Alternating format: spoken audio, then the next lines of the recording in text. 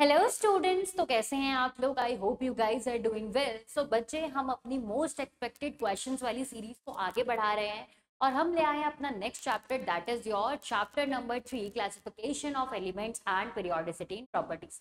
तो बच्चे, आज की क्लास में हम 50 से 60 क्वेश्चन सॉल्व करेंगे, बट हम उन्हें नॉर्मल टेस्ट पेपर की तरह सॉल्व नहीं करेंगे, हम साथ में उन क्वेश्चंस को एनालाइज भी करेंगे। एनालिसिस का क्या मतलब है, आपके पास जो करेक्ट ऑप्शन है उसको तो हम पढ़ेंगे ही, साथ में जो 3 इनकरेक्ट ऑप्शन है उसको भी हम एनालाइज करेंगे कि वो क्यों हमारा ऑप्शन नहीं हो सकता, और उससे रिलेटेड जितनी भी थ्योरी होगी वो भी हम आज की क्लास में पढ़ने वाले हैं। तो आज की क्लास में सिर्फ और सिर्फ आप क्वेश्चन प्रैक्टिस नहीं करोगे, आप पूरा अपना चैप्टर रिवाइज कर लोगे बाय डूइंग सम क्वेश्चंस। तो हम चैप्टर की थ्योरी भी पढ़ेंगे, साथ में क्वेश्चन प्रैक्टिस भी करेंगे। तो without wasting further time, let's get started with the first question. चलिए तो देखते हैं क्या कह रहा है। हम आज की क्लास में बच्चे टॉपिक वाइज क्वेश्चन सॉल्व करने वाले हैं। तो पहला टॉपिक कौन सा है हमारा, development of periodic table and modern periodic table. हमने इस क्लास के 50 से 60 क्वेश्चन तो रखे हैं, लेकिन वो क्वेश्चन वही है जो आपको पेपर में पूछे जाते हैं, मतलब उन टॉपिक्स में से मैंने छाट के रखे हैं जो पेपर में हाई वेटेज रखते हैं। ठीक है, पीरियोडिसिटी चैप्टर में से आपको एक क्वेश्चन फंसेगा, अगर आपकी किस्मत बहुत अच्छी हुई तो 2 क्वेश्चन आ जाते हैं। तो आप देख रहे हो आपके 8 मार्क्स इस चैप्टर, इस मतलब पूरे वीडियो से लॉक हो जाएंगे। आपको पता है ना कि नीट में अगर 8 मार्क्स आपका है तो आपका कॉलेज यहाँ से यहाँ भी पहुंच सकता है और वहां से यहाँ भी पहुंच सकता है। क्लियर है, तो वो डिसीजन आप पे है। अगर आप इस सेशन को लेंगे तो आई होप आपका जो कॉलेज है वो यहाँ से यहाँ ही आएगा, क्योंकि ये क्वेश्चन आपको नीट 2026 में भी देखने को मिल सकता है। चल, तो सॉल्व करना स्टार्ट करते हैं। पहला क्वेश्चन आपसे क्या कहता है, IUPAC name of the element with the atomic number 105। अब आपको रूट्स पता होनी चाहिए। आयुपेक नॉमेनक्लेचर में आपको थोड़ी सी रूट्स पता होनी चाहिए। अगर आपके पास 0 है तो उसके लिए आप क्या यूज करते हो, निल। अगर आपके पास 1 है तो उसके लिए क्या यूज करते हो, अन। अगर आपके पास 2 है तो उसके लिए क्या यूज करते हो, बाय। अगर आपके पास 3 है तो उसके लिए क्या यूज करते हो, ट्राई। इस तरीके से आपके पास रूट्स दे रखे हैं, एनसीईआरटी में टेबल दे रखी है, आप उस टेबल को पढ़ सकते हैं। तब तक के लिए हम यहाँ पर सॉल्व करना स्टार्ट करते हैं। तो अगर आपके पास 1 आया है तो 1 के लिए क्या यूज करोगे आप, अन। और अगर आपके पास 0 है तो 0 के लिए क्या यूज करोगे, फिर निल। और अगर आपके पास 5 है तो 5 के लिए क्या यूज करोगे, पेंट। और लास्ट में आप एक वर्ड लगा देते हो, क्या, यम। तो आपका क्या आंसर हो जाएगा, अननिल पेंटियम। तो आपको correct option will B second part. Is that clear. चलिए अब बाकी के 3 ऑप्शन देख लेते हैं। यहाँ पर क्या है आपके पास, अन। Un is for 1। आगे देखते हैं, निल। निल इज फॉर 0। फिर से क्या है, अन। Un is for again 1। तो ये क्या है आपके पास 101। आपसे पूछा क्या गया था, 105। उसी तरीके से थर्ड ऑप्शन देखते हैं भाई। आपके पास un. Un is for 1, nil is for 0 and quad is for 4। तो आपके पास ये क्या बन गया, 104। नेक्स्ट आ जाओ, अन। अन मतलब 1, अगेन निल 0, ट्राई मतलब 3। तो ये क्या बन गया, 103। तो आपका करेक्ट ऑप्शन कौन सा हुआ बच्चे, सेकंड पार्ट। चलिए अगले क्वेश्चन पे बढ़ते हैं। अगला क्वेश्चन क्या कहता है, the element with the nomenclature of un, un, unnium. फिर से, un for 1, un again for 1, un again for 1। तो आपका क्या आंसर हो जाएगा भाई, 111। अगर मैं इसका देखूं तो इसका क्या हो जाएगा, अन, निल, इन, है ना, इनियम। क्लियर होती है इतनी बातें। चलिए बहुत ही बढ़िया, आगे बढ़ते हैं। अगर मैं इसका देखूं तो क्या हो जाएगा आपके पास, अन, अन, निल, है ना। और आपका थर्ड ऑप्शन तो है ही आंसर। आगे बढ़ते हैं, जल्दी से बढ़ेंगे आगे भाई। Which of the following is best general electronic configuration of normal element? आपको पता है, नॉर्मल एलिमेंट्स बोल लो या फिर आपके पास क्या बोल लो, रिप्रेजेंटेटिव एलिमेंट्स बोल लो। बात क्या है बच्चे लोग, बराबर ही है। रिप्रेजेंटेटिव एलिमेंट्स, बात आपके पास बराबर है। अच्छा, तो ये जो रिप्रेजेंटेटिव एलिमेंट्स होते हैं ये कौन से होते हैं मैम, जल्दी से बता दीजिए। ये होते हैं आपके बच्चे एस एंड पी ब्लॉक के।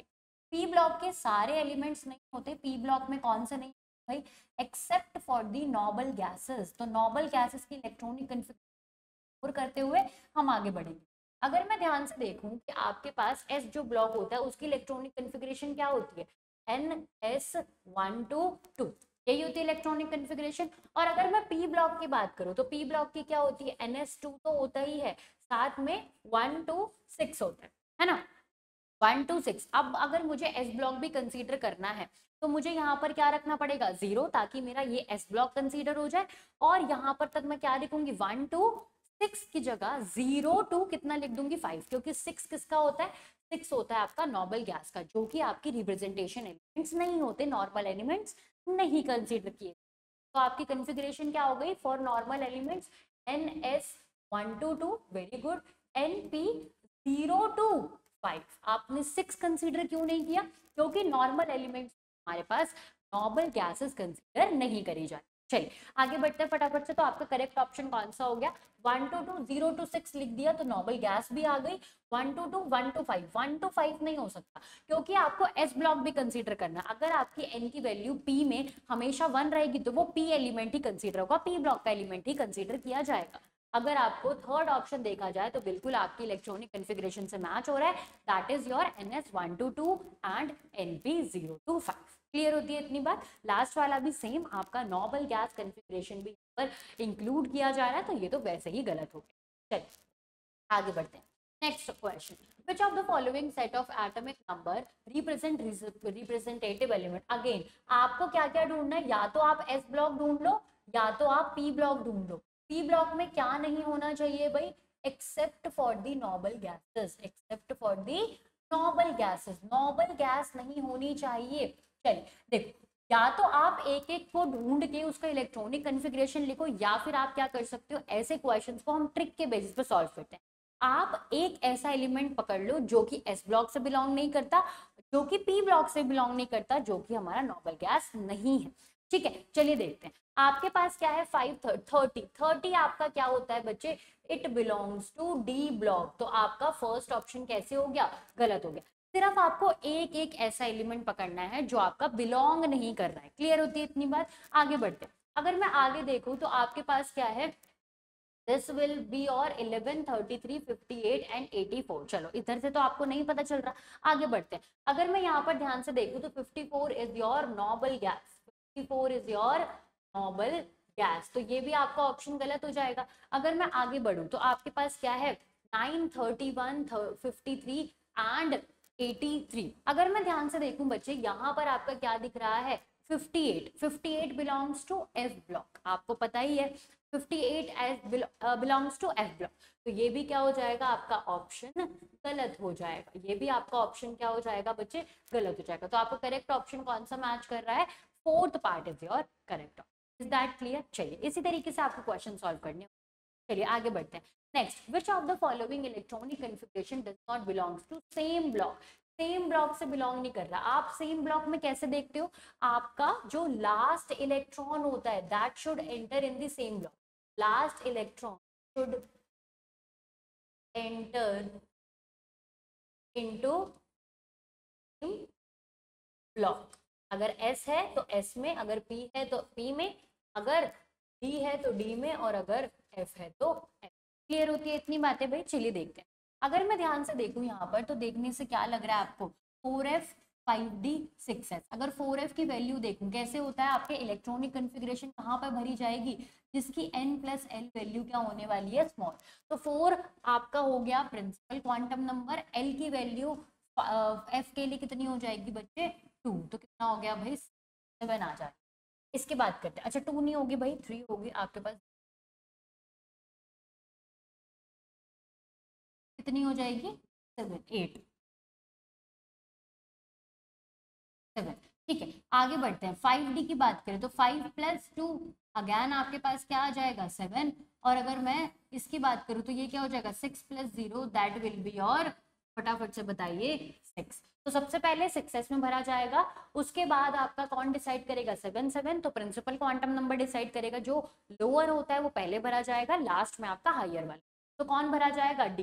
तो इसका मतलब this element belongs to D block, this element belongs to D block. अगले की बात करते हैं। यहाँ पर क्या है आपके पास 4 + 2 दैट विल बी योर 6, ये क्या है आपके पास 5 + 0 दैट विल बी योर 5। तो फिर से जिसका भी ज्यादा होती है वैल्यू वो आपका बाद में भरा जाता है। This also belongs to D block. तो अभी तो ये आंसर नहीं है, वो पूछ रहा है नॉट बिलोंग्स टू सेम, तो ये भी डी से बिलोंग कर रहा है, ये भी डी से बिलोंग कर रहा है। अगर मैं इसकी बात करूँ तो यहाँ पर कोई और शेल ही नहीं है, एक ही है, कौन सा आपका एस, तो ये क्या है एस से बिलोंग, यही आपका करेक्ट ऑप्शन होना चाहिए। एक बार फोर्थ ऑप्शन को भी देख लेते हैं। अगर मैं ध्यान से देखूँ तो this is your +2 that will be your 5 and this will be your 4 + 0 that will be your 4। तो आपका फिर से आपका लास्ट इलेक्ट्रॉन कहां पर जा रहा है बच्चे, डी ब्लॉक में जा रहा है। तो this also belongs to D block, this D and this D and this is from S block. ठीक है, तो यही आपका करेक्ट ऑप्शन हो चुका।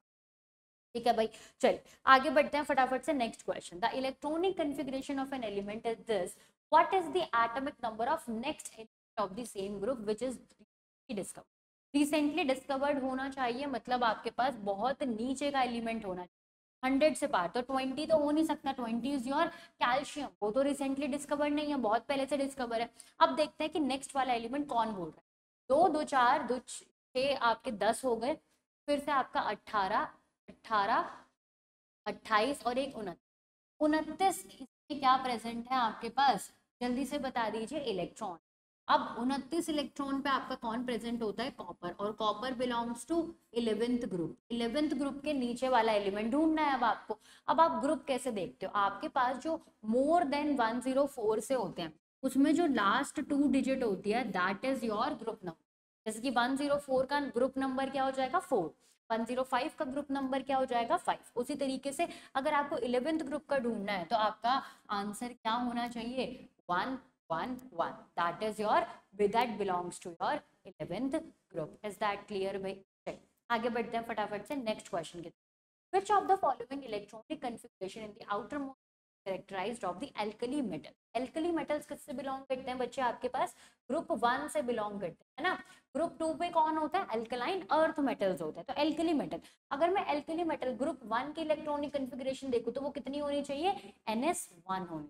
ठीक है भाई, चलिए फटाफट से देखते हैं। आउटर मोस्ट की बात करिए, यहाँ पर क्या बोल दिया आप पे, आउटर मोस्ट क्या है NS2 और P क्या है 1, तो ये तो गलत हो गया। आपके पास यहाँ पर क्या है NS1 है, चलो ये ठीक है, अभी तक आगे देख लेते हैं। यहाँ पर भी क्या है आपके पास NS1, यहाँ पर आपके पास NS क्या है 2 है, तो गलत हो गया। तो इसका मतलब आपके पास 2 कन्फिग्रेशन आ रही है। अब ध्यान रखिए, आपके पास जो NS1 होता है उसके पीछे क्या होता है भाई, एक इनर्ट गैस होती है। क्या होती है, एक इनर्ट गैस होती है। इनर्ट गैस अपने आउटर इलेक्ट्रॉन में कितना कंटेन करती है, 8 इलेक्ट्रॉन कंटेन। तो मैं ऐसे लिख सकती हूँ कि N-1 क्या क्या हो सकता है, S2P6। क्लियर है, आपका फुल्ली फिल्ड दोनों इलेक्ट्रॉनिक कन्फिग्रेशन होगा और NS तो आपका 1 होना ही चाहिए। तो ये वाली कन्फिग्रेशन आपको कहाँ देखने को मिल रही है, थर्ड पार्ट में। यहाँ पर उसने डी ब्लॉक को भी ला दिया। डी ब्लॉक के बाद क्या आता है आपके पास, पी ब्लॉक आता है। क्लियर होती है इतनी बातें? चलिए आगे बढ़ते हैं। हमें किस में ढूंढना था, एस ब्लॉक में, ग्रुप नंबर 1। आगे बढ़ते हैं। which of the following element belong to alkali metal। Again alkali metal से क्या देखना है आपको, NS1 देखना है। Outer most electron should be 1। आगे बढ़ते, यहाँ पर आउटर मोस्ट क्या है आपके पास 2, यहाँ पर क्या है 1 और यहाँ पर 5। तो आपका करेक्ट ऑप्शन कौन सा है, second part is your correct option. आसान क्वेश्चन था। आगे बढ़ते हैं। Element whose atom have 3 outermost shell incomplete। Answer देखिए, अगर मैं रिप्रेजेंटेटिव एलिमेंट्स की बात करूं, क्या बोल रही हूँ बच्चे, रिप्रेजेंटेटिव। ध्यान से देखिएगा, एक कंसेप्ट बहुत ही प्यारा आपको यहाँ पर देखने को मिलेगा। रिप्रेजेंटेटिव एलिमेंट का मतलब बात कर रही हूँ, मैं बात कर रही हूँ एस एंड पी ब्लॉक की फॉर दी नॉर्मल गैसेस, है ना, except for the normal gases. तो यहाँ पर आपके पास एक सिर्फ उसने बोला है 3, आपके पास यहाँ पर कितने शेल होते हैं, 1 इनकम्प्लीट शेल आपको यहाँ पर देखने को मिलता है। क्लियर है, आप अपनी नोट में साइड में नोट भी कर सकते हैं। और अगर मैं बात कर दूं अब आपके साथ किसकी, नॉर्मल ट्रांजिशन बात कर दूं, transition element, transition elements.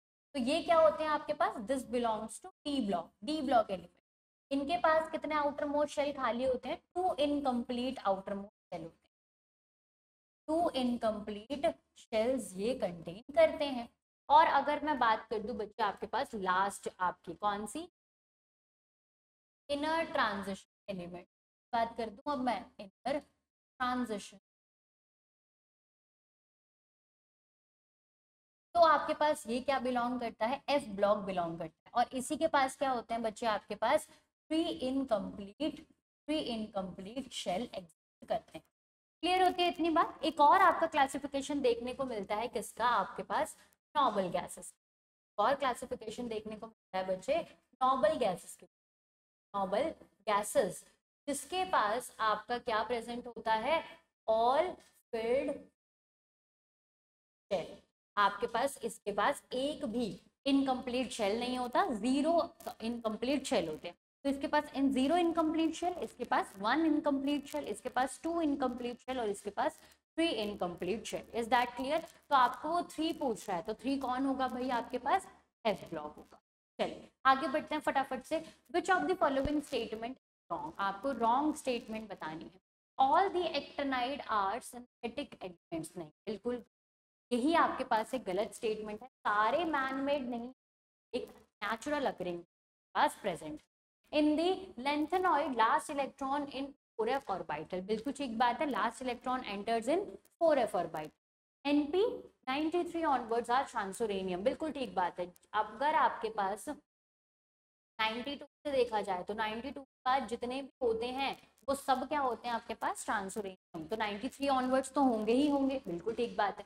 Lanthanum is D block element, बिल्कुल ठीक बात है, लेंथेनम आपका डी ब्लॉक एलिमेंट होता है, उसके बाद जो आता है that belongs to F block. ये सारी स्टेटमेंट करेक्ट है। आगे बढ़ते हैं। Which of the following statement is wrong? Wrong statement. Total number of liquid element in the periodic table is 6, बिल्कुल ठीक बात है। अब आपका एक होमवर्क है बच्चे, आप मुझे फटाफट से कमेंट सेक्शन में कमेंट करके बताइए कि आपके पास कौन कौन से ऐसे एलिमेंट्स हैं जो कि लिक्विड प्रेजेंट होते हैं। कुछ कुछ आपको पता भी होंगे, कौन से होंगे भाई? Hg आपको पता होगा, Br2 आपको पता होगा, ब्रोमीन आपको पता होगा, ये कुछ कुछ आपको पता है, गैलियम वगैरह। आप मुझे छो के छो फटाफट से कमेंट सेक्शन में कमेंट करके बताइए। First metal element in the periodic table is lithium, बिल्कुल ठीक बात है। आपके पास जो हाइड्रोजन है that is your non metal. आगे helium is also considered into non metals. Third आपके पास कौन सा मेटल आ जाता है? लिथियम। आयोडीन इज गैसियस, नहीं भाई, आयोडीन कैसा है बच्चे? Iodine is solid. आपके पास गैसियस कौन कौन से होते हैं? फ्लोरीन, क्लोरीन, ब्रोमीन लिक्विड हो जाता है, आयोडीन ये आपका गैसियस नहीं सॉलिड हो जाता है।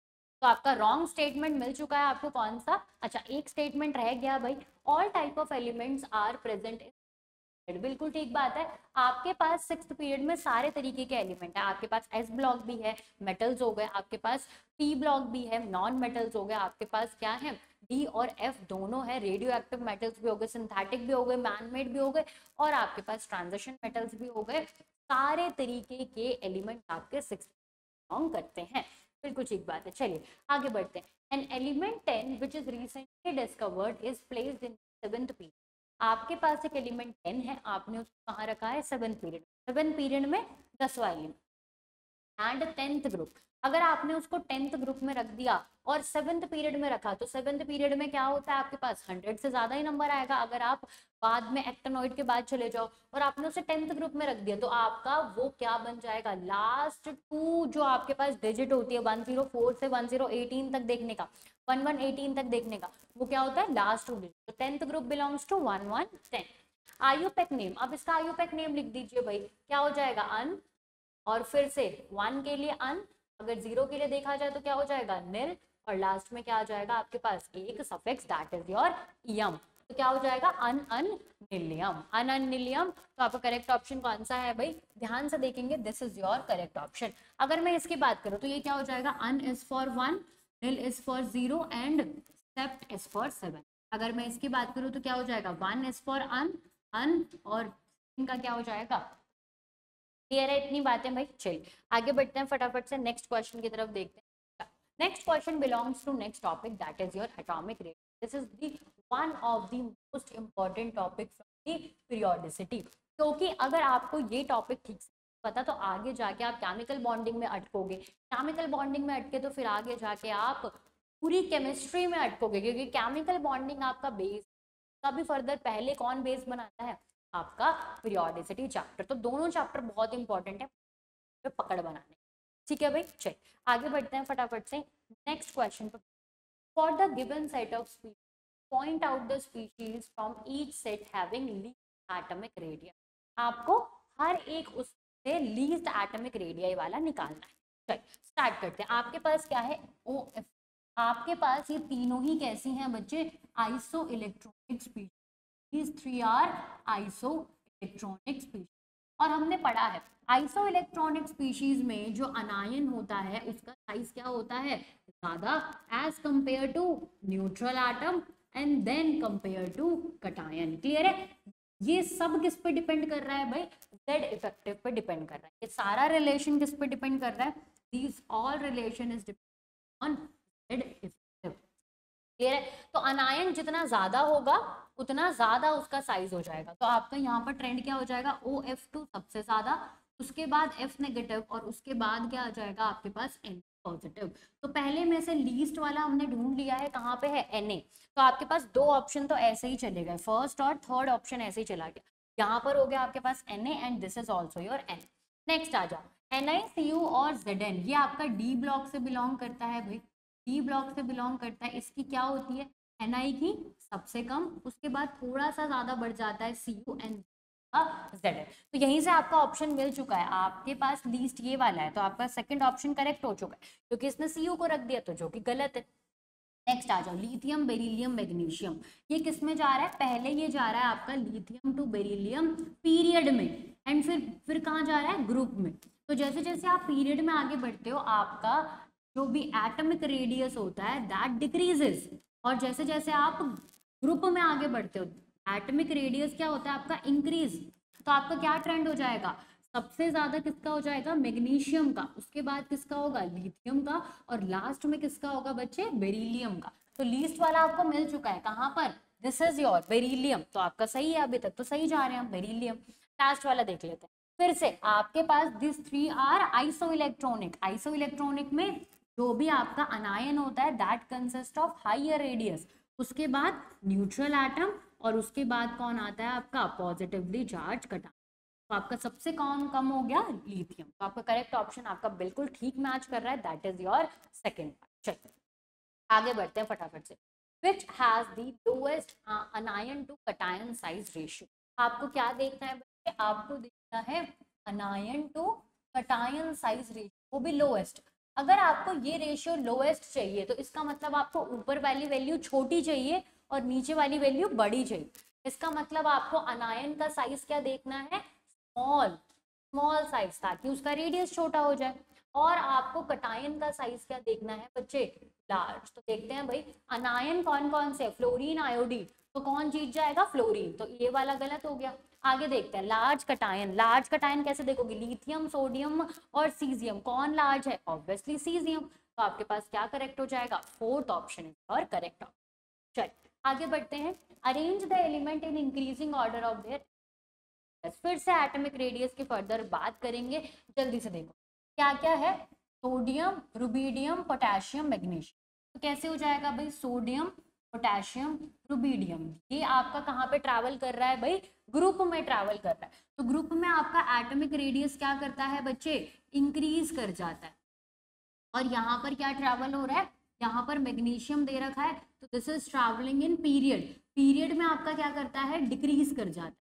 तो आपका क्या ट्रेंड हो जाएगा, magnesium will be very less, फिर आपका इंक्रीज करेगा कहाँ पर, Na, फिर Na से और ज्यादा इंक्रीज करेगा किसका, पोटेशियम, और फिर क्या आ जाएगा आपके पास, रुबीडियम। तो this will be your correct trend, ये आपका क्या निकल के आ जाएगा बच्चे, करेक्ट ट्रेंड। तो ऐसा कहीं दिख रहा है आपको, मैग्नीशियम, सोडियम, पोटेशियम, रुबीडियम, बिल्कुल दिख रहा है, कहाँ पर भाई, थर्ड पार्ट मेरे को दिख रहा है, that is my correct option. आगे बढ़ते हैं फटाफट से, बहुत ही आसान तरीके से कर सकते हो, बस सिंप्लीफाई करना आपको पता होना। Which of the following pair of element have almost similar atomic radius? Similar atomic radius बताना। जर्कोनियम, हॉफनियम, ये तो आपका बहुत ही बढ़िया एग्जांपल है, इन दोनों का तो सेम होता है, due to the lanthanoid contraction. आपको आपने पढ़ा होगा लेंथेनॉइड कॉन्ट्रैक्शन, वहां पर आपके एफ ब्लॉक वाले जो इलेक्ट्रॉन्स होते हैं दैट आर पुअर शील्ड। तो आपका जो जेड इफेक्टिव होता है वो अल्टीमेटली इंक्रीज कर जाता है हॉफनियम का, और वो आउटर इलेक्ट्रॉन को जोर से खींच लेते हैं, तो उसका साइज क्या हो जाता है बच्चे, डिक्रीज हो जाता है। तो इन दोनों का सेम होता है, सेम रीजन यहाँ पर लग जाएगा। कोबाल्ट और निकल का भी क्या होता है, सेम। आपको थोड़ा सा क्या करना पड़ेगा भाई, याद रखनी पड़ेंगी चीजें। अगर मैं डी ब्लॉक की बात करूँ तो नॉर्मल कैसे होता है, स्कैंडियम का ज्यादा, फिर क्या होता है, टाइटेनियम, विनीडियम, क्रोमियम, मैंगनीज, मैंगनीज तक आपका क्या करता है, डिक्रीज। मैंगनीज के बाद क्या हो जाता है आपके पास, क्या होता है भाई, फी ओ नहीं, तब आपका आयरन और कोबाल्ट और निकल क्या हो जाता है, सेम। उसके बाद निकल के बाद थोड़ा सा इंक्रीज करने लगता है, कहाँ पर, Zn और Cu में। ठीक है, तो ये वाला जो ट्रेंड है बच्चे लोग, आपको इस थोड़ा सा ध्यान में रखना है फॉर डी ब्लॉक। ठीक है भाई, चलिए बहुत ही बढ़िया। तो आपके सारे ऑप्शन ही सिमिलर रेडियस कंटेन कर रहे हैं, तो आपका correct option will be 4 part. आगे बढ़ते हैं। If the radii, ionic radii of K plus and F minus are nearly the same, आपको क्या बोल दिया, K प्लस का रेडियस दे दिया है और F माइनस का रेडियस दे दिया। आपसे पूछा है K का रेडियस और आपसे पूछा है F का रेडियस। आपको पता है, मैंने पहले ही बता दिया था, अगर कोई सेम स्पीशीज है तो उसमें कैसे देखते हैं हम, आपके पास अनायन का क्या होता है रेडियस सबसे ज्यादा, उसके बाद क्या आता है आपके पास न्यूट्रल, और उसके बाद क्या आता है बच्चे आपके पास कटायन। तो आपको पता है कि K और K प्लस में कटायन कौन सा है, K प्लस, तो आपका K का रेडियस क्या होना चाहिए, ज्यादा as compare to K plus. तो K प्लस का रेडियस कितना दे रखा है, 1.34 एंगस्ट्रॉम, यही तो दे रखा है 1.34। तो आपको पता है K का रेडियस किससे ज्यादा होना चाहिए, 1.34 से ज्यादा होना चाहिए। तो ये तो 1.34 है, तो गलत हो गया, 0 पॉइंट, ये तो और कम हो गया, गलत है। तो आपके पास 3 और 4th ऑप्शन बचता है। अगर मैं इसकी बात करूं तो आपको पता है इन दोनों में से अनायन कौन सा है, फ्लोरीन नेगेटिव। तो फ्लोरीन नेगेटिव का रेडियस क्या होना चाहिए, ज्यादा, और फ्लोरीन का क्या होना चाहिए, कम। अब आपको इसका रेडियस गिवन है, कितना गिवन है, 1.34 एंगस्ट्रॉम। तो इसका मतलब फ्लोरीन क्या होना चाहिए, कम होना चाहिए। तो आपके पास क्या है, दिस इज योर 1.34, गलत हो गया, कम होना चाहिए था फ्लोरीन का। किससे कम होना चाहिए, 1.34 से। तो आप करेक्ट ऑप्शन कौन सा हो गया, थर्ड वन। ऐसे न्यूमेरिकल वाले क्वेश्चंस को देख के डरना नहीं है, आपको नॉर्मल कंसेप्ट ही लग रहा होगा, उसके बाद ही क्वेश्चन सॉल्व हो जाए। ठीक है, चलिए आगे बढ़ते हैं। For the element X, student Mansi measured its radius as 102 nanometre, student Rohit as 203 nanometre and Ankur as 100 nanometre. आपके पास एक एलिमेंट एक्स था, उसकी 3 तरीके की रेडियस 3 बच्चों ने मेजर करी यूजिंग सेम एपरेटस, और उन्होंने एपरेटस सेम रखा है। There teacher explain that measurements were correct. Teacher ने वो लेके गए जब टीचर के पास कि तीनों मेजरमेंट क्या है बच्चे आपके पास, करेक्ट है, तीनों मेजरमेंट करेक्ट है। ठीक है, उसके बाद क्या बताना है, were correct by saying that recorded values of the 3 student. मतलब आपके पास तीनों रेडियस सेम है। अब तीनों रेडियस का नेचर अलग अलग है। आपको पता है क्या क्या दे रखा है, क्रिस्टल, वेंडरवॉल और कोवलेंट। आपको इतनी बात पता है कोवलेंट रेडियस क्या होता है बच्चे, आपके पास ओवरलैपिंग से बनता है। तो जो कोवलेंट रेडियाई होता है दैट इज योर सबसे छोटा, सबसे कम वैल्यू रखेगा। उसके बाद कौन आता है आपके पास, मेटालिक रेडियस बोल लो या फिर क्या बोल लो, क्रिस्टल रेडियाई बोल लो। और लास्ट में कौन आता है आपके पास, वेंडरवॉल, जो कि आपके पास मॉलिक्यूल्स के बीच में देखने को मिलता है बेसिकली, है ना। तो वेंडरवॉल रेडियस सबसे बड़ा हो जाता है। तो बस आप वैल्यू देख लो, अब वैल्यू देख लो, आपके पास जो वेंडरवॉल रेडियस है वो तीनों में से सबसे ज्यादा होना चाहिए। कौन सा होना चाहिए, किसका, रोहित का होना चाहिए, 203 होना चाहिए। उसके बाद इन दोनों में कौन ज्यादा है आपके पास, क्रिस्टल रेडियस, तो 102 वाला किसका होगा, क्रिस्टल रेडियस। और लास्टली आपका क्या हो जाएगा, 100 विल बी और कोवलेंट। तो पहले वाले का क्या है भाई, क्रिस्टल है, दूसरे वाले का क्या है, वेंडरवॉल है, तीसरे वाले का कोवलेंट है। तो पहले वाले का क्रिस्टल, दूसरे वाले का वेंडरवॉल और तीसरे वाले का कोवलेंट। Is that clear. इस तरीके से आपको ऐसे क्वेश्चन भी देखने को मिल सकते हैं, आराम से सॉल्व कीजिएगा, बिल्कुल मत घबराइए। आगे बढ़ते हैं। Screening effect is not observe. Screening effect कहाँ नहीं लगता बच्चे, आपके पास सिंगल इलेक्ट्रॉन स्पीशीज के लिए नहीं लगता। सिंगल इलेक्ट्रॉन स्पीशीज के लिए आपका स्क्रीनिंग इफेक्ट नहीं लगता, क्योंकि अब जो स्क्रीनिंग इफेक्ट है वो इनर और इनर इलेक्ट्रॉन्स लगाते हैं। अब उसके पास एक ही इलेक्ट्रॉन है, वही उसका इनर है, वही उसका आउटर। तो आपके पास इसी वजह से सिंगल इलेक्ट्रॉन सिस्टम में स्क्रीनिंग इफेक्ट नहीं लगता। दिस इज योर He+, तो ये कितना हो जाएगा 1s1, ये भी सिंगल इलेक्ट्रॉन है। Li2+, तो ये भी कितना हो जाएगा 1s1, हाइड्रोजन तो होता ही कितना है 1s1। तो all of these does not show screening effect. आगे बढ़ते हैं नेक्स्ट क्वेश्चन की।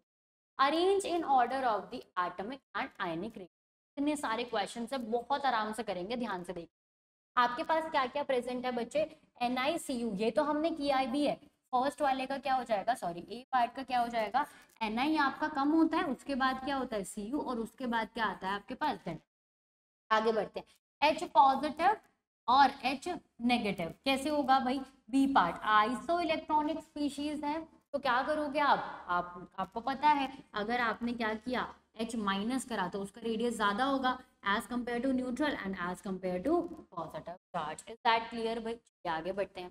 Titanium zirconium, this belongs to D block, और यहाँ पर ये किससे, इसमें तो क्या एंट्री हो जाती है? एफ ब्लॉक की एंट्री हो जाती है। एफ ब्लॉक प्रेजेंट होता है इसमें, एफ ब्लॉक इलेक्ट्रॉन्स प्रेजेंट होते हैं। तो टाइटेनियम का सबसे छोटा साइज, जैसे जैसे डाउन द ग्रुप जाओगे साइज बढ़ना चाहिए था, लेकिन एफ ब्लॉक लेंथेनॉइड कॉन्ट्रैक्शन की वजह से जर्कोनियम और हॉफनियम क्या कर जाते हैं बच्चे? सेम साइज के रहते हैं। चलिए डी पार्ट सॉल्व करते हैं फटाफट से। बेरिलियम, लिथियम, सोडियम, आपको पता है आपके पास कैसे प्रेजेंट है? This is your lithium, this is your beryllium and this is your sodium. तो इसके पास जाओगे तो साइज डिक्रीज करेगा, यहाँ जाओगे तो साइज इंक्रीज करेगा। बेरिलियम का सबसे कम, फिर लिथियम का, और लास्टली किसका हो जाएगा? सोडियम। इसी तरीके से आपको सारे क्वेश्चन सॉल्व करने हैं। नेक्स्ट आ जाओ e part, this also belongs to D block. क्या हो जाएगा भाई? कैंडियम का सबसे ज्यादा, फिर किसका? टाइटेनियम, फिर किसका? वेनेडियम, और लास्ट में आपका क्रोमियम। आगे बढ़ते हैं। एफ पार्ट, फिर से आपका क्या प्रेजेंट है? आई पॉजिटिव और आई नेगेटिव। तो कैसे हो जाएगा भाई? अनायन का ज्यादा, फिर न्यूट्रल एंड देन कटायन। ये तो आपको अब अच्छी तरीके से याद हो गई होंगी चीजें। आगे बढ़ते हैं। नेक्स्ट आ जाओ। Next is your G part. G part में क्या है? फिर से डी ब्लॉक में डाउन द ग्रुप जा रहे हैं। यहाँ पर किसका इंट्रोडक्शन हो चुका है? यहाँ पर हो चुका है आपके पास एफ ब्लॉक का इंट्रोडक्शन। एफ ब्लॉक इलेक्ट्रॉन्स पहले से ही प्रेजेंट होंगे बहुत सारे। क्या हो जाएगा? स्कैंडियम से बड़ा साइज किसका होना चाहिए? यट्रियम का, उसके बाद लेंथनम, और इसका अप्रोक्सीमेटली सेम साइज किसका? एक्टिनम। क्लियर है इतनी बात? नेक्स्ट आ जाओ। क्या है? Chlorine, sodium, rubidium. फिर से जैसे जैसे आप आगे जाते जाओगे आपके पास वो साइज डिक्रीज करता जाएगा। तो अगर आप आगे जाओगे इन दोनों में तो देखोगे कि इसका साइज क्या है? छोटा। अब सोडियम और रुबिडियम कैसा है? Down the group. तो डाउन द ग्रुप जाते जाते साइज क्या हो जाएगा? बढ़ जाएगा। इसकी बात करते हैं वापस से। ये क्या है बच्चे? आपका डी ब्लॉक। तो पहला वाला तो हमेशा ही छोटा होगा किससे? दूसरे वाले से। लेकिन यहाँ पर क्या इंट्रोड्यूस हो जाएगा वापस से? F block electrons. तो Ag will be approximately equals to A. Clear होती है भाई इतनी बातें? चलिए दो और बच गए हैं आपके पास। जे पार्ट। जे पार्ट में कैसे हो जाएगा? Boron, beryllium, aluminium, magnesium. फटाफट से इसको लगाते हैं। बेरिलियम यहाँ पर पड़ा है, मैग्नीशियम यहाँ पर पड़ा है, बोरोन यहाँ पर है और एल्यूमिनियम यहाँ पर। जैसे जैसे आप यहाँ पर जाएंगे साइज डिक्रीज होगा, जैसे जैसे आप यहाँ से यहाँ जाएंगे साइज इंक्रीज होगा। तो डिक्रीज्ड साइज किसका है भाई? सबसे छोटा है बेरिलियम, वो सॉरी बोरोन का। फिर किसका है आपके पास? दिस विल बी और बेरिलियम अगेन। ये फिर किसका आएगा? एल्यूमिनियम का। और फिर लास्ट में किसका आ जाएगा? हमारे मैग्नीशियम। ये आपका साइज का ऑर्डर रहेगा। अगर मैं इसकी बात करूं, यहाँ पर क्या है? अगेन ये वैसा ही है, ऑक्सीजन, फ्लोरीन और सल्फर, क्लोरीन। तो जैसे जैसे यहाँ पर जाओगे साइज डिक्रीज, यहाँ पर जाओगे साइज इंक्रीज, यहाँ पर डिक्रीज। तो फटाफट से देखते हैं सबसे ज्यादा छोटा साइज किसका हो जाएगा? कौन सा पार्ट है भाई? के पार्ट। देख रहे हो आप कितने सारे साइज के फैक्टर बता दिया आपको। तभी तो मैं कह रही थी कि इस वीडियो से आपको पूरा सब कुछ रिवाइज हो जाएगा। अभी 5 मिनट लगे, हमने इतने सारे साइज के सारे ट्रेंड कंपेयर कर दिए। तो कैसे हो जाएगा भाई? फ्लोरीन सबसे कम, उसके बाद ऑक्सीजन ऑब्वियसली, उसके बाद क्लोरीन, और उसके बाद सबसे बड़ा साइज किसका हो जाएगा? सल्फर का। Is that clear students? बहुत ही बढ़िया। आगे बढ़ते हैं फटाफट से। Which statement is false? Again false statement बतानी है। Screening effect increases down the group. बिल्कुल ठीक बात है। जैसे जैसे आप डाउन द ग्रुप जा रहे हो आपके नंबर ऑफ इलेक्ट्रॉन्स बढ़ रहे हैं।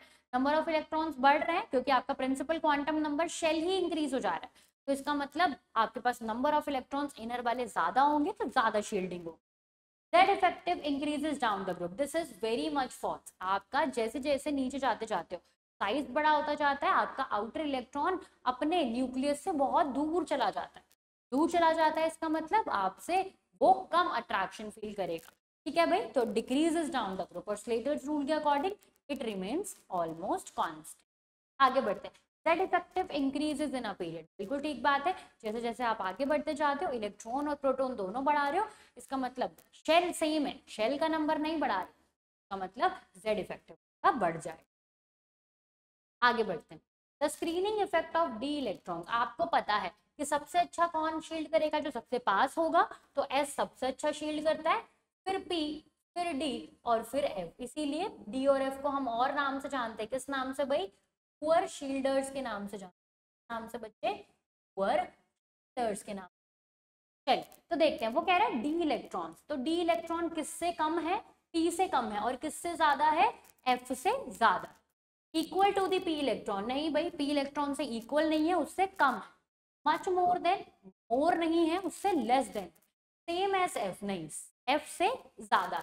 लेस देन पी इलेक्ट्रॉन, बिल्कुल ठीक बात है, D electrons are poor shielded than P electron. चलिए आगे बढ़ते हैं। अब हम बढ़ते हैं अपने नेक्स्ट टॉपिक पे, that is your ionization energy. This is also one of the important topic. Ionic bond पढ़ोगे या फिर आगे जाके भी इलेक्ट्रॉन्स निकालना सीखोगे तो आपको आयनाइजेशन एनर्जी पता ही होनी चाहिए। अब देखो, आप आयनाइजेशन एनर्जी को फटाफट से ना एक बार डिफाइन कर। Ionization energy is nothing but the amount of energy required to remove an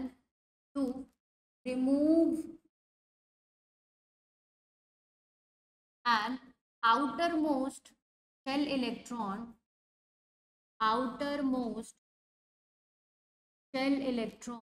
from a neutral isolated gaseous atom to form a cation। क्या बनाने के लिए, एक कटायन बनाने के लिए। तो उसका आउटर मोस्ट इलेक्ट्रॉन निकाल देंगे। कहाँ से निकालेंगे भाई, ध्यान से देखिएगा, इस बात को आपको बहुत ध्यान से याद रखना है। आपका वो एटम कैसा होना चाहिए, न्यूट्रल होना चाहिए, आइसोलेटेड होना चाहिए और गैसियस फॉर्म में प्रेजेंट होना चाहिए। बस ये चीजें आपको ध्यान रखनी है, न्यूट्रल, आइसोलेटेड, गैसियस एटम। चलिए अब हम आगे बढ़ते हैं, क्वेश्चन सॉल्व करते हैं। क्या कह रहा है, IP1 and IP2 of Mg are this and this. The enthalpy required for the reaction। आपके पास पहला इलेक्ट्रॉन निकाला तो इतनी एनर्जी लगी, दूसरा इलेक्ट्रॉन निकाला तो इतनी एनर्जी लगी, एक एक करके निकाला। अब उसने पूछ लिया टोटल एनर्जी कितनी लगी, तो आप क्या करोगे, जितनी पहली लगी जितनी बाद में लगी, दोनों को क्या कर दोगे प्लस। तो 178 प्लस 348, आप कितना आंसर आ जाएगा भाई, 526। अब आपको पता है 526, आपके दो ऑप्शन है, एक प्लस का एक माइनस का। आपको पता है आप चीजों के साथ जबरदस्ती कर रहे हो, वो इलेक्ट्रॉन आप जबरदस्ती निकाल रहे हो एक एटम से, तो इसका मतलब आपको एनर्जी प्रोवाइड करनी पड़ेगी। अगर वो खुद से करेगा तब तो आपको एनर्जी मिलेगी, लेकिन आप जबरदस्ती कर रहे हो, खुद से छीन रहे हो, तो आपको एनर्जी देनी पड़ेगी। और जब भी एनर्जी देते हैं तो वो क्या होती है आपके पास, एक एंडोथर्मिक रिएक्शन, और एंडोथर्मिक रिएक्शन में enthalpy is your positive. Is that clear भाई? तो आपको करेक्ट ऑप्शन कौन सा हो जाएगा, second part will be your correct option. चलिए आगे बढ़ते हैं फटाफट से नेक्स्ट क्वेश्चन की तरफ।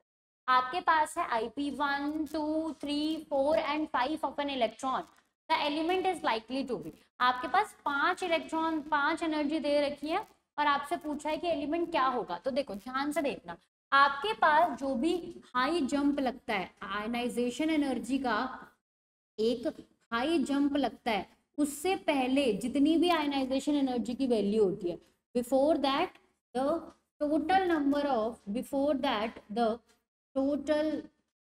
Of IPs are valency of an element.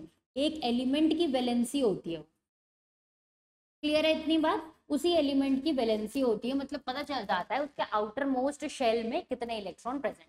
तो ध्यान से देखो, IP1 कितना है आपके पास 7.1, IP2 कितना है आपके पास 14.3, नेक्स्ट इज 34, 46। देखो यहाँ पर क्या लगा है, 3 गुना हो गया, मेजर जंप लगा है। मेजर जंप से पहले कितनी एनर्जी थी, 1, 2, 3, 4, तो 4 एनर्जी के बाद एक हाइयर जंप लगा। इसका मतलब मेरे जो भी इलेक्ट्रॉन प्रेजेंट थे वैलेंस शेल में वो कितने थे, 4 थे। पांचवा आपका किससे निकला, एक नोबल गैस कॉन्फ़िगरेशन। तो 4 इलेक्ट्रॉन किसके पास होते हैं भाई, हमारे पास सोडियम के पास होता है 1 इलेक्ट्रॉन, सिलिकॉन के पास होता है 4 इलेक्ट्रॉन, इसके पास होता है 7 इलेक्ट्रॉन और इसके पास कितना होता है 2 इलेक्ट्रॉन। 4 इलेक्ट्रॉन वाला एक ही आ रहा है आपके पास, दैट इज योर सिलिकॉन। इस तरीके से देखा जाता है ऐसे क्वेश्चन।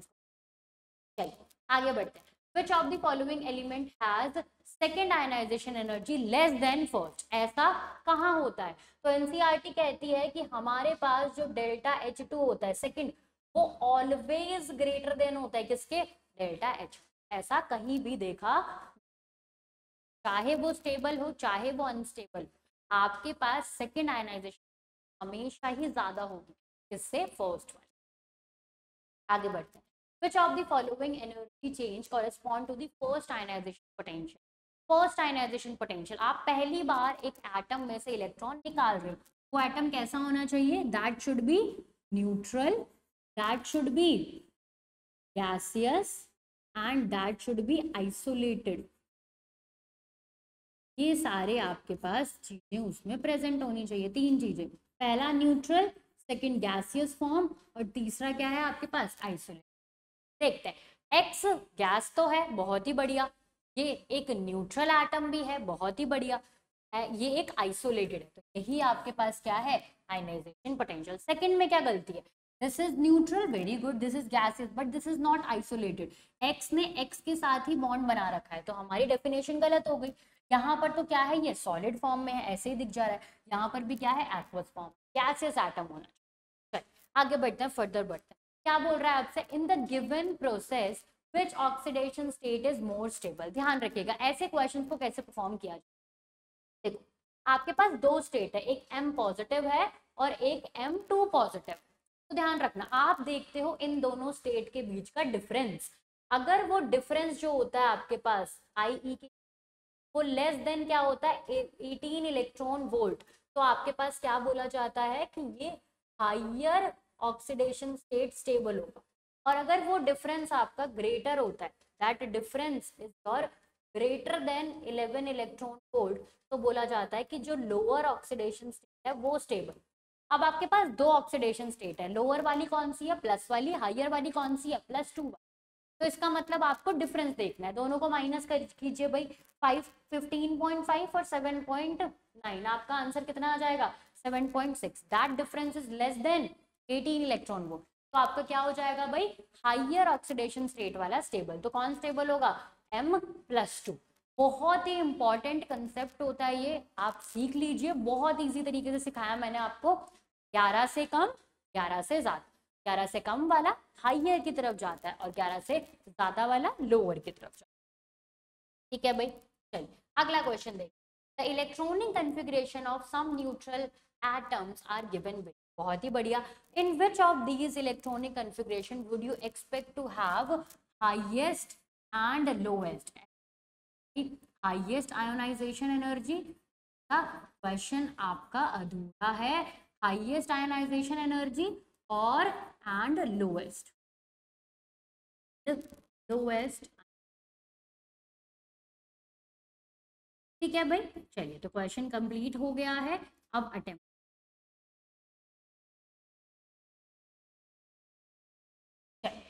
करना स्टार्ट करते हैं। क्या है आपके पास, 1s2 1s1, तो अगर ये निकल के चल, this is your nothing but your lithium, ये क्या है आपके पास 1s2 2s2 और ये क्या हो जाएगा आपके पास 2p3, that is nothing but your nitrogen, this is your fluorine and this is your nothing but sodium. ठीक है भाई, इतनी बातें आपको पता चल रही। तो उसने पूछा है पहले हाईएस्ट आयनाइजेशन एनर्जी, आपको पता है आपका अगर फ्लोरीन प्रेजेंट है तब तो कोई ऑप्शन ही नहीं है, हेलोजन आपके पॉजिटिव चार्ज एक्वायर नहीं करना चाहते, इसका मतलब आपकी हाईएस्ट आयनाइजेशन एनर्जी किसकी होगी, सी वाले की। तो आपके 2 ऑप्शन चले गए, कौन कौन से, सेकेंड और फोर्थ। अब देखते हैं क्या पूछा है उसने,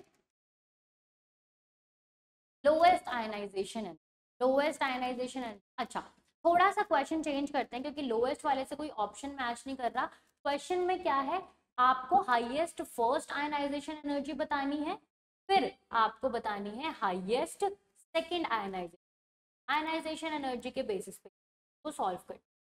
सेकंड आयनाइजेशन एनर्जी आप बताएंगे, तो पहला इलेक्ट्रॉन निकल के जा चुका है, अब आपको सेकेंड इलेक्ट्रॉन निकालना है। तो पहला इलेक्ट्रॉन निकल के चला गया तो ये क्या बन जाएगा, दिस विल बिकम हीलियम। और अगर ये निकल के चला गया है दिस विल बिकम कार्बन। अगर ये निकल के चला गया है तो दिस विल बिकम नियन। और अगर ये निकल के चला गया है तो दिस विल बिकम ऑक्सीजन। आपको पता है सब में से किसकी ज्यादा होगी, सबसे ज्यादा किसकी होगी, हीलियम। तो आपके पास कौन सा ऑप्शन करेक्ट हो गया, A and C is your correct. Is that clear भाई? चलिए, बहुत ही प्यारा क्वेश्चन था, आगे बढ़ते। Next question, the correct order of the decreasing second ionization energy. Second ionization energy निकालनी, मतलब आप एक एक इलेक्ट्रॉन निकाल चुके, तो लिथियम में से एक इलेक्ट्रॉन निकाल दोगे तो क्या बन जाएगा, 1s2।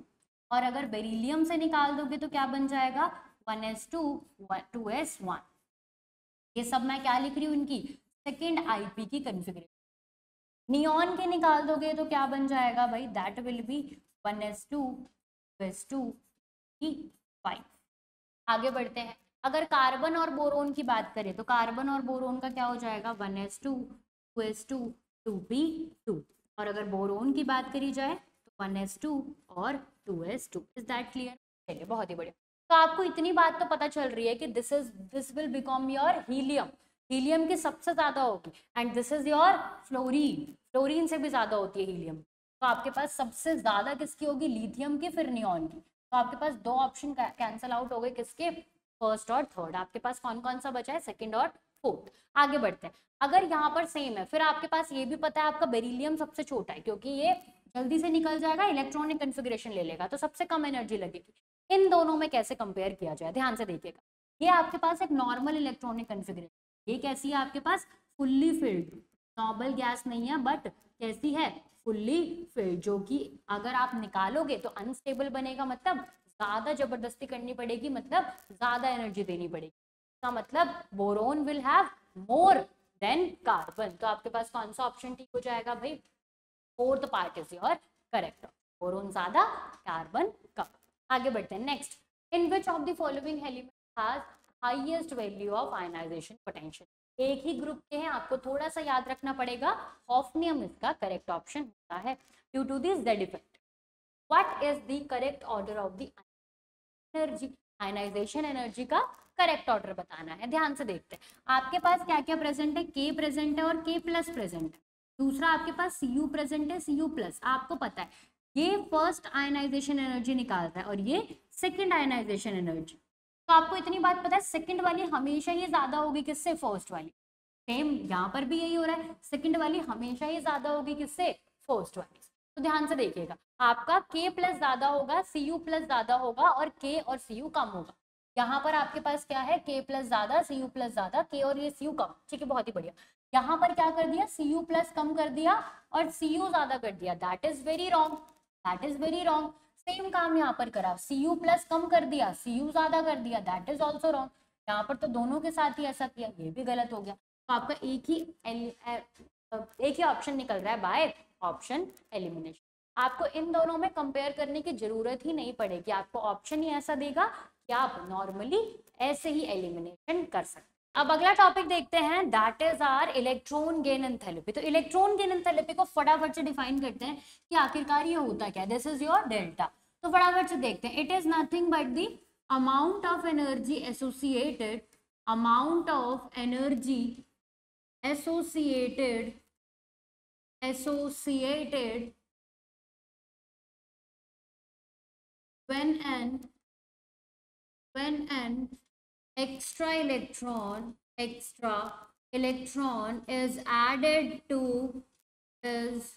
added to outermost valence shell of an neutral isolated gaseous atom। आपको ये टर्म बच्चे बहुत याद रखनी है, गैसियस आइसोलेटेड एटम। ठीक है, आपको ये चीज बहुत ज्यादा याद रखनी है। मैंने वहां पर आयनाइजेशन एनर्जी में भी इसको अंडरलाइन करवाया था, मैं वापस से यहाँ पे अंडरलाइन करवा देती हूँ। न्यूट्रल गैसियस आइसोलेटेड एटम का आपको ध्यान रखना है। ध्यान रखना, आपके पास जो इलेक्ट्रॉन गेन एंथैल्पी होती है that is nothing but your electron affinity. इसी का दूसरा नाम क्या है, इलेक्ट्रॉन एफिनिटी। तो जितना आप इलेक्ट्रॉन डालोगे उस तरीके से जो एनर्जी निकलेगी या फिर आपको प्रोवाइड करनी पड़ेगी, that is your electron gain enthalpy.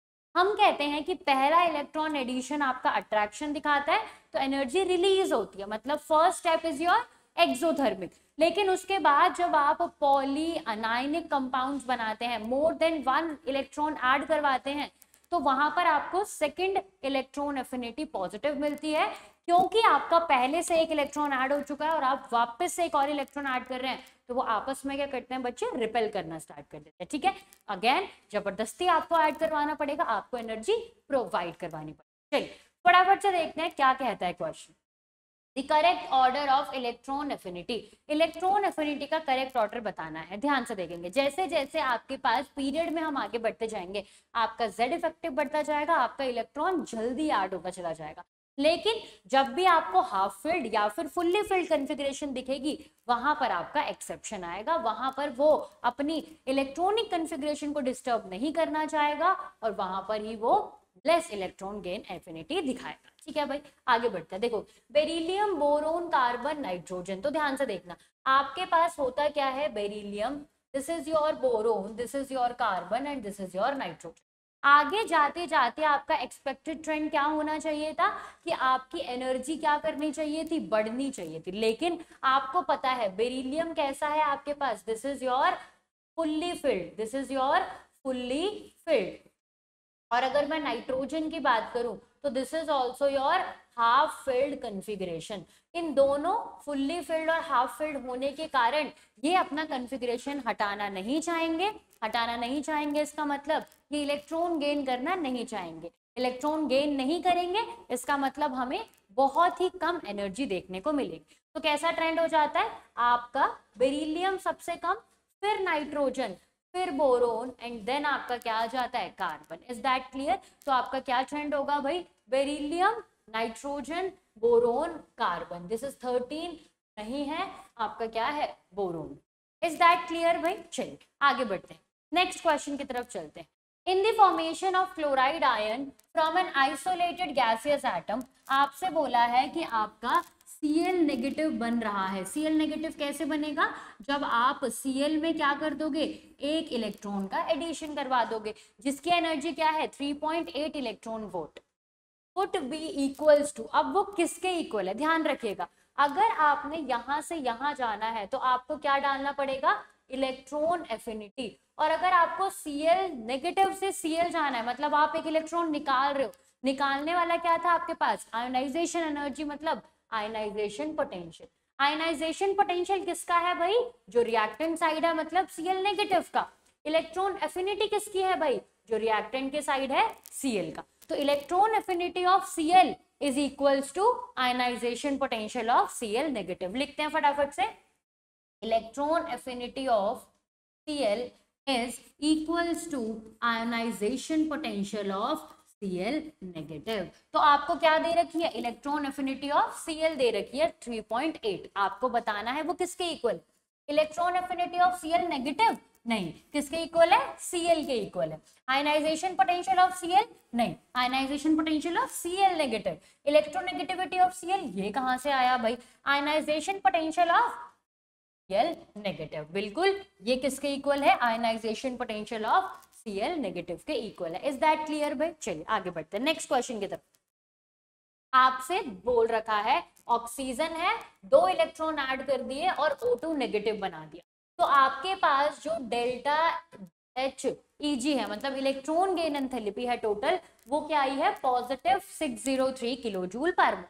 The positive value of delta H Eg is due to, ये जो पॉजिटिव वैल्यू है ये किसकी वजह से आई, देखो आपका जो ये है ये कैसे हुआ होगा अप्रोच, पहले आपने एक इलेक्ट्रॉन को ऐड किया होगा, तब आपकी एनर्जी रिलीज हुई होगी, उसके बाद आपने इसी एक इलेक्ट्रॉन में एक और इलेक्ट्रॉन को ऐड किया होगा, ये क्या है, ये भी नेगेटिव चार्ज, इसके ऊपर ऑलरेडी क्या है, नेगेटिव चार्ज, दोनों क्या दिखाएंगे, inter nuclear repulsion, inter electronic repulsion, sorry बच्चों, इंटर इलेक्ट्रॉनिक रिपल्शन। तो आपको इसको जबरदस्ती ऐड करवाना पड़ेगा, ये तो रिपेल कर रहा है पर आपको ऐड करवाना है तो जबरदस्ती ऐड करवाना पड़ेगा, तो आपको यहाँ पर एनर्जी प्रोवाइड करनी पड़ेगी, और जब भी आप एनर्जी प्रोवाइड करोगे वो कैसी रिएक्शन होगी, एंडोथर्मिक, और एंथैल्पी की वैल्यू कैसी आएगी, पॉजिटिव। तो आपकी ये जो पॉजिटिव वैल्यू है किसकी वजह से है, ये इस वाली रिएक्शन की वजह से।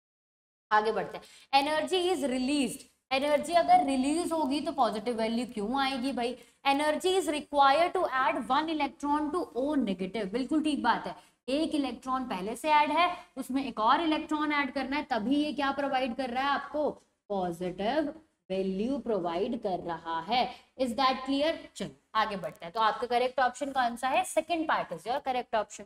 आगे बढ़ते हैं, energy is needed to 1 electron, आप ये देखिए कि जब एक इलेक्ट्रॉन ऐड करना है तो आपको एनर्जी नहीं देनी बल्कि रिएक्शन आपको एनर्जी देगा, तो नीडेड बोल के इसने इस बात को भी क्या कर दिया, गलत, none of the above is correct, ये भी गलत ऑप्शन हो गया। चलिए आगे बढ़ते हैं, नेक्स्ट क्वेश्चन क्या कहता है, the electron affinity value for the halogen shows, electron affinity value बतानी है आपको, आपका होना क्या चाहिए था, फ्लोरीन सबसे ज्यादा, फिर क्लोरीन, फिर ब्रोमीन और फिर आयोडीन, आपके हिसाब से जेड इफेक्टिव का ट्रेंड यही है, तो इलेक्ट्रॉन एफिनिटी का ट्रेंड भी यही होना चाहिए था, पर ऐसा नहीं होता, this was your expected trend, but आपके पास फ्लोरीन का साइज छोटा होने के कारण इसके पास इलेक्ट्रॉन डेंसिटी ज्यादा होती है, आप एक और इलेक्ट्रॉन ऐड करते हो इसको रिपेल करता है, तो आपका एक्चुअल क्या हो जाता है, क्लोरीन सबसे ज्यादा, फिर फ्लोरीन, फिर ब्रोमीन और फिर आयोडीन। तो बच्चे लोग आपको इस बात का ध्यान रखना है कि क्लोरीन की इलेक्ट्रोनेगेटिव एफिनिटी सबसे ज्यादा होती है, तो क्लोरीन का क्या है, फ्लोरीन से ज्यादा, क्लोरीन का ब्रोमीन और आयोडीन से भी ज्यादा, यही ठीक है। यहाँ पर तो बिल्कुल अपोजिट ट्रेंड कर दिया, तो ये भी गलत हो गया, यहाँ पर फ्लोरीन का ज्यादा कर दिया, ये भी गलत हो गया, सेम यहाँ पर आयोडीन का ज्यादा कर दिया ब्रोमीन से, तो ये भी गलत हो गया। चल आगे बढ़ते हैं फटाफट से, नेक्स्ट क्वेश्चन आपको क्या कहता है, देख, the process requiring the absorption, absorption of energy मतलब क्या है, एंडोथर्मिक प्रोसेस, एंडोथर्मिक कौन सा प्रोसेस होता है, पहला इलेक्ट्रॉन आराम से ऐड हो जाएगा, सेकंड इलेक्ट्रॉन में दिक्कत होगी, तो पहला इलेक्ट्रॉन ऐड, ठीक है ठीक है ठीक है, यहाँ पर 2 इलेक्ट्रॉन ऐड कर रहे हो, इसीलिए क्या है आपके पास, एक एंडोथर्मिक। चलिए आगे, second electron affinity of an element is, second electron affinity, पहला इलेक्ट्रॉन हमेशा बताइए भाई एक्सोथर्मिक और दूसरा हमेशा एंडोथर्मिक, आपको इलेक्ट्रॉन वापस जबरदस्ती से ऐड करवाना है तो आपको एनर्जी देनी पड़ेगी, तो क्या हो जाएगा, ऑलवेज एंडोथर्मिक इन नेचर। बहुत ही बढ़िया, आगे बढ़ते हैं, विच of the following configuration will have least electron affinity, least electron affinity किसकी होगी, तो आपको पता है नोबल गैस हो जाए बहुत लीस्ट के बाद, अगर आपका देखा जाए तो बेरिलियम, फिर नाइट्रोजन, उसके बाद आपका क्या होता है, नॉर्मल ट्रेंड चलता है, तो दिस इज योर हेलोजन, तो ये तो जल्दी से कर लेगा, this is your normal, this is your normal carbon family, this is your nitrogen, this is your half filled, तो आपका सबसे कम क्या होगा, यही। क्लियर होती है इतनी बात, ये क्या है, ऑक्सीजन फैमिली ज्यादा करेगा। आगे बढ़ते हैं, which of the following will have the most electron gain enthalpy, इसमें बताने की तो जरूरत ही नहीं है, मोस्ट इलेक्ट्रॉन गेन एंथैल्पी, आंख बंद करके क्या हो जाएगा, क्लोरीन क्लोरीन क्लोरीन, तो 3 ऑप्शन आपके ठीक है, पहला वाला गलत हो गया।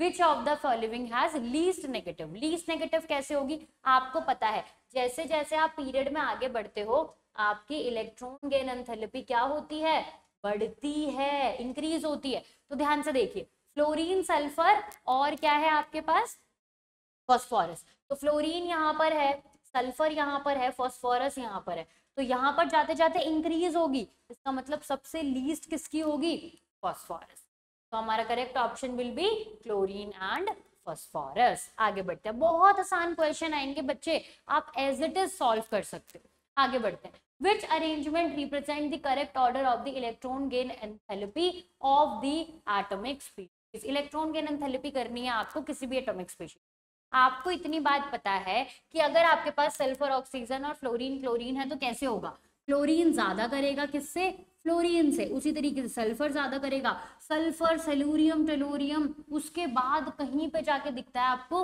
ऑक्सीजन, तो आपके पास ऑक्सीजन और सल्फर ज्यादा मतलब सल्फर ज्यादा ऑक्सीजन से, क्लोरीन ज्यादा फ्लोरीन से, तो ये तो गलत हो गया ऑटोमेटिकली आपके पास, यहाँ पर ऑक्सीजन ज्यादा कर दिया, ये भी गलत हो गया। अब आगे देखते हैं, तो ये दोनों ठीक है, और सल्फर ज्यादा, क्लोरीन ज्यादा फ्लोरीन से। अब आपको पता है कि पूरी पीरियोडिक टेबल में halogens are the most electron gain enthalpy रखने वाले एलिमेंट। यहाँ पर क्या बोल दिया, सल्फर ज्यादा क्लोरीन से, तो ये क्या हो गया, गलत। तो आपका सही ट्रेंड क्या हो गया भाई, second option is your correct trend. ठीक है भाई, हो जाएगा, चलिए बहुत ही बढ़िया। अब हम आगे बढ़ते हैं अगले क्वेश्चन की तरफ। क्या कह रहा है, अब आपका लास्ट और मोस्ट इंपॉर्टेंट टॉपिक है इलेक्ट्रोनेगेटिविटी। यहीं से आपकी पूरी ऑर्गेनिक केमिस्ट्री की ब्रांच डिपेंड करती है। Polar molecule, non polar molecule, everything is derived from the electronegativity. चलिए, केमिकल बॉन्डिंग चैप्टर में भी बहुत बड़ा योगदान रहता है इलेक्ट्रोनेगेटिविटी का। Which of the following is affected by stable electronic configuration? आपसे पूछा है कि स्टेबल इलेक्ट्रॉनिक कन्फिग्रेशन किस किस चीज को इफेक्ट करता है। पहला, आयनाइजेशन एनर्जी करेगा, अगर स्टेबल होगा तो इलेक्ट्रॉन नहीं निकालना चाहेगा।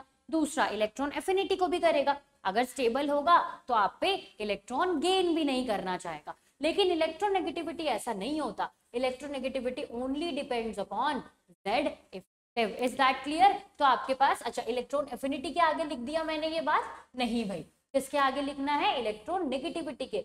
ये आपका सिर्फ और सिर्फ Z इफेक्टिव पे डिपेंड करता है, does not depend on the electronic configuration. तो आपके पास आंसर क्या क्या हो गया, एंड सी। तो आपका correct option will B third part. Is that clear students? चलिए आगे बढ़ते हैं। Which of the following element have the different value of electronegativity? तो पॉलिंग स्केल के अकॉर्डिंग आपके पास बहुत सारे ऐसे एलिमेंट्स होते हैं जैसे नाइट्रोजन और क्लोरीन जिनका इलेक्ट्रोनेगेटिविटी सेम होता है। उसी तरीके से इसका 2.1, इसका भी 2.1, इसका भी 2.1। हमारा अलग किसका हो जाता है, सल्फर का। Is that clear? चलिए बहुत ही बढ़िया, आगे बढ़ते हैं। Next, Which of the following is correct order of electronegativity? तो आपको पता है पीरियड के अलॉन्ग जाओगे तो Z इफेक्टिव बढ़ेगा, इलेक्ट्रोनेगेटिविटी बढ़ेगी, और ग्रुप में आओगे तो Z इफेक्टिव कम होगा, इलेक्ट्रोनेगेटिविटी कम होगी। अब बाकी और किसी चीज पे वो डिपेंड ही नहीं कर रहा। तो ध्यान से देखना, क्लोरीन, सल्फर, फास्फोरस, सिलिकॉन, जैसे जैसे आप पीरियड में आगे ट्रेवल कर रहे हो इलेक्ट्रोनेगेटिविटी बढ़ती है। तो यही क्या है आपका करेक्ट ऑप्शन। बाकी भी देख लेते हैं। जैसे जैसे आप पीरियड में आगे बढ़ते हो, ना मांग एल सिप्सक्लार, मतलब आपके पास सोडियम, मैग्नीशियम, एल्यूमिनियम, सिलिकॉन, फिर से इलेक्ट्रोनेगेटिविटी बढ़ेगी। तो ये ट्रेंड भी ठीक है, तो ऑल ऑफ दीज करके भी ऑप्शन होगा, बिल्कुल ठीक बात। अब ग्रुप में बात हो रही है तो Z इफेक्टिव नीचे जाते जाते डिक्रीज करता है, तो इलेक्ट्रोनेगेटिविटी भी डिक्रीज करेगी, तो बिल्कुल ठीक बात है। All are the correct order of electronegativity.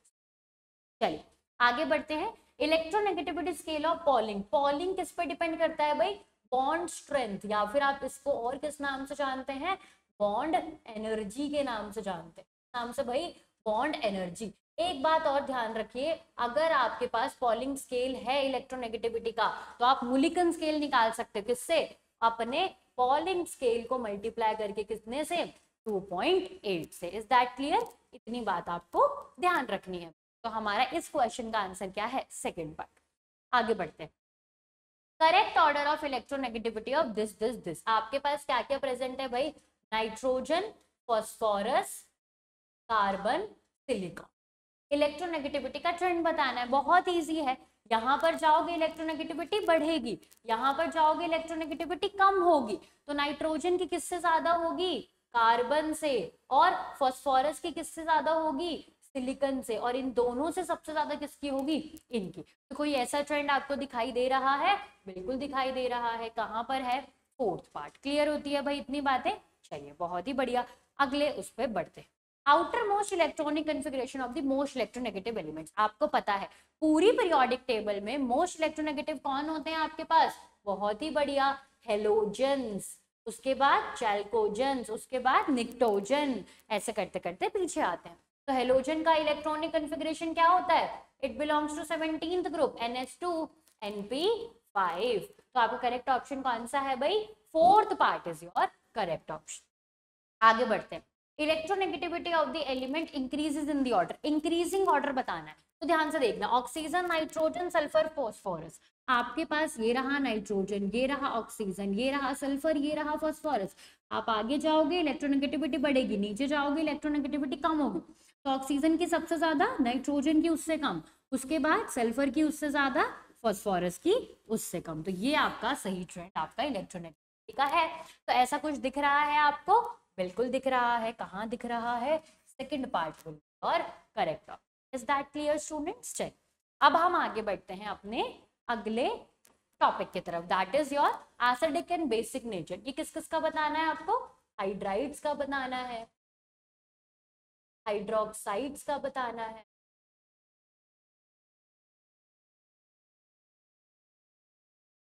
और आपके पास ऑक्साइड्स का बताना है। ये मेन आपसे पूछे जाते हैं। ठीक है भाई, चलिए आगे बढ़ते हैं। क्या कह रहा है question? Which of the following oxide is most acidic? आपको पता है जिसका ऑक्सीडेशन स्टेट सबसे ज्यादा होता है उसी का एसिडिक नेचर भी सबसे ज्यादा माना जाता है। तो आप ध्यान से देख पा रहे हो ऑक्सीडेशन स्टेट किसका ज्यादा है? इसका +7 प्रेजेंट है, इसका +4 प्रेजेंट है, इसका +3 प्रेजेंट है और इसका +5। तो सबसे ज्यादा किसका है? क्लोरीन का। तो दैट विल बी और करेक्ट ऑप्शन। चलें भाई आगे, बस 2 क्वेश्चन और बचे हैं, फिर आप पूरी तरीके से इस चैप्टर को सीख जाओ। आगे बढ़ते हैं। विच of the following have increasing basic order? Basic order increase करना है, इसका मतलब आपको क्या देखना है कि आपके पास जो मोर चार्ज रखेगा वो कैसा होगा बच्चे? दैट विल बी और एसिडिक इन नेचर। अब आपको पता है जैसे जैसे आप लेफ्ट टू राइट मूव करते हो पीरियोडिक टेबल में, आपका एसिडिक नेचर बढ़ता है, एसिडिक नेचर बढ़ता है। तो बेसिक नेचर क्या हो जाएगा बच्चे? बेसिक नेचर डिक्रीज हो जाएगा। इज दैट क्लियर भाई? चलिए देखते हैं आप फटाफट से। आपको पता है AlO3 में ये +3 है, this is +1, this +1 and this is +2। तो आपको इतनी बात तो समझ में आ गई होगी कि Al2O3 सबसे ज्यादा एसिडिक है, उसके बाद कौन है? MgO। तो आपका कौन सा ऑप्शन ठीक हो गया? वैसे तो आपको पता चल ही रहा है, आपके पास Al2 सबसे कम, उसके बाद MgO, ऐसा एक ही ऑप्शन है। कौन सा? 4th option. उसके बाद इन दोनों में कैसे कंपेयर करेंगे भाई? जैसे जैसे आप डाउन द ग्रुप जाते हैं आपका बेसिक स्ट्रेंथ क्या करता है? इंक्रीज, और आपका एसिडिक स्ट्रेंथ क्या करता है? डिक्रीज। बस इतनी बात ही आपको ध्यान रखनी है। तो सोडियम पोटेशियम, नीचे कौन है? पोटेशियम, तो बेसिक स्ट्रेंथ का क्या होगा? अच्छा। चलिए अब हम आगे बढ़ते हैं अपने आखिरी क्वेश्चन पे, that is your which of the following represent basic nature of oxides? फिर से this is your not oxide, these are your hydroxide ना, हाइड्रोक्साइड्स प्रेजेंट है। चलिए तो इतने सारे क्वेश्चन किए हमने। आपका ये क्वेश्चन मैं क्या करना चाहती हूँ बच्चे? होमवर्क देना चाहती हूँ। तो फटाफट से मुझे कमेंट सेक्शन में कमेंट करके बताइए, आपको पता है आप किसकी तरफ से देखोगे? बिल्कुल ऑक्सीडेशन स्टेट की तरफ से देख सकते हो, या फिर एक अच्छा मेटल भी आप ढूंढ सकते हो। तो बच्चे मुझे तो बहुत ही मजा आया, पूरा चैप्टर हमारे साथ आपने रिवाइज किया। अब फटाफट से कमेंट सेक्शन में मुझे ये भी बता देना कि आपको ये वीडियो कैसी लगी, ये क्वेश्चन किस लेवल के लगे, अच्छे लगे कि नहीं। अब हम मिलते हैं अपने नेक्स्ट चैप्टर के साथ, that is your chemical bonding. So thank you very much for joining this session, students. Thank you.